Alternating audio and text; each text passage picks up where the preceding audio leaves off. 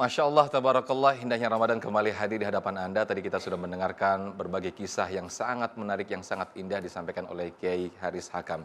Nah, di segmen ini kita mendengarkan bagaimana dikuatkan lagi mengelola emosi dan sabar, insya Allah akan disampaikan oleh guru kita, Ustadz Abu Samad. Fadal, Ustadz. Izin Kiai.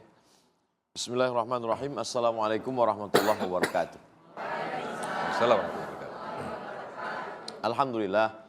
Wassalatu wassalamu ala rasulillah wa ala alihi wa sahbihi wa man tabi'ahudah. Yang sama-sama kita hormati guru kita semua, Al-Mukarram, Kiai Haji Haris Hakam, hafizahullah wa saddada khutah, matta'anallahu bituli umurihi. Mudah-mudahan dengan panjangnya usia beliau kita mendapatkan keberkahan ilmunya insyaallah. Jamaah yang ada di studio, yang ada di rumah semuanya, yang sedang mengikuti program indahnya Ramadan bersama TV One, mudah-mudahan senantiasa istiqomah insyaallah. Amin. Amin ya rabbal alamin. Ada rasa benci, ada rasa cinta, ada rasa marah, ada rasa suka. Itu semua diciptakan Allah dalam diri manusia. Ketika Islam datang, Islam tidak menghilangkannya. Islam tidak mengatakan buang bencimu, buang marahmu. Yang ada cuma suka. Kalau begitu ajaran agama Islam bahaya.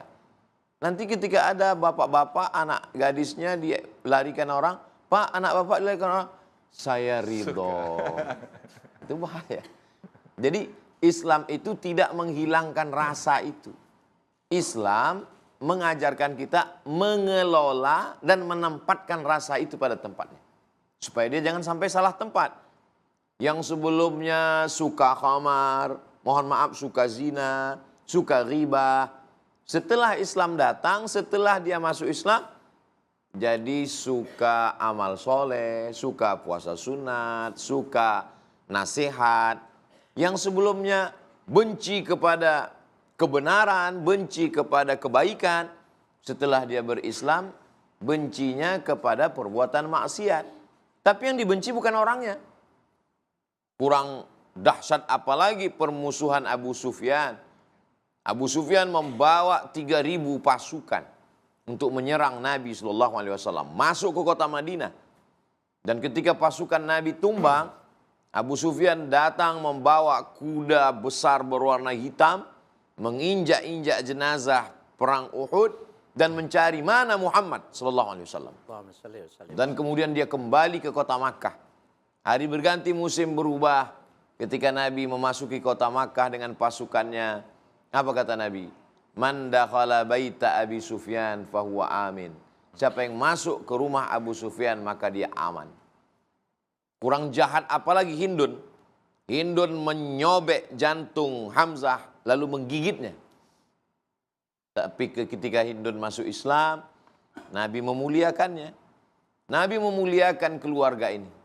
Artinya yang dibenci itu kemusyrikannya, kesyirikannya, kemunafikannya, kejahatannya. Setelah perbuatan jeleknya hilang, dia menjadi orang baik, Nabi mencintai mereka. Jadi ketika Islam ini datang, dia mengajak kita untuk mengatur emosi. Menempatkan pada tempatnya menjadi orang adil. I'dilu, bersikap adillah. Wa aqrabu litaqwa. Karena kalau kamu adil itu lebih dekat kepada takwa. Lawan dari kata adil adalah zalim. Orang yang menempatkan emosi tidak pada tempatnya itu adalah orang yang aniaya, orang yang zalim. Ittaqu zulma, kata Nabi, jangan jadi orang zalim. Fa inna zulma zulumatun yaumal qiyamah. Karena kezaliman itu akan menjadi kegelapan pada hari kiamat. Bulan Ramadan, bulan kita diajarkan memanage, mengatur, mengelola emosi. Tidak makan, tidak minum, otomatis gula menurun. Kalau gula menurun maka emosi naik. Lapar, bawaannya marah. Dan ketika akan marah itu datang orang untuk memancing kemarahan. Dan Nabi mengajarkan in qatalahu ahadun au syatamahu. Kalau ada orang ngajak kelahi, caci maki, sumpah serapah, falyaqul inni shaim. Maka hendaklah dia mengatakan, saya sedang puasa. Saya sedang puasa. Berani kamu dengan saya sedang puasa. Bisa kamu ngelawan saya? Saya sedang puasa. Nanti habis buka puasa baru kita buat perhitungan. Jadi kita Alhamdulillah di bulan Ramadan ini bisa mengatur, memanage, menata emosi kita, tapi sayangnya cuma sampai azan maghrib. Begitu selesai maghrib, mulai kumat lagi penyakit aslinya. Jadi kita pahami puasa ini, akhir target yang mau dicapai dari puasa adalah la'allakum tattaqun. Menjadi orang yang takut kepada Allah Subhanahu wa taala. Saya takut untuk marah, kenapa? Karena kemarahan ini adalah nikmat Allah. Kalau dipakai tidak pada tempatnya, maka dia akan menjadi menuai, mengundang murkanya Allah Subhanahu wa taala. Makanya akhir daripada ayat puasa itu la'allakum tattaqun, orangnya muttaqun, janji Allah uiddat lil muttaqin, mereka itu adalah diantaranya al-kaziminal ghaiz. Kalau kita buka terjemah Al-Quran, al-kaziminal ghaiz, menahan amarah. Tapi makna aslinya bukan begitu. Makna asli al-kaziminal ghaiz artinya menahan air dalam kulit kambing. Jadi ketika memotong hewan kurban, itu hati-hati benar supaya jangan sampai kulitnya luka, sobek, karena nanti akan bocor. Karena kulitnya ini nanti akan dijadikan sebagai kirbah, geriba, tempat menyimpan air. Belum ada baskom, belum ada ember, belum ada plastik.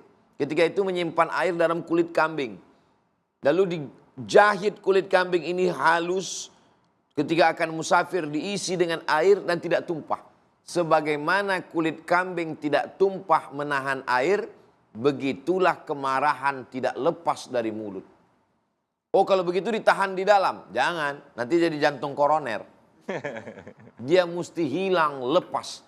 Maka susunannya wal kaziminal ghaiz, setelah itu wal afina 'anin nas. Afina diambil dari kata afa ya'fu. Kita mengatakan sudah jadi bahasa Indonesia maaf. Maaf selalu diartikan ya udahlah maaf.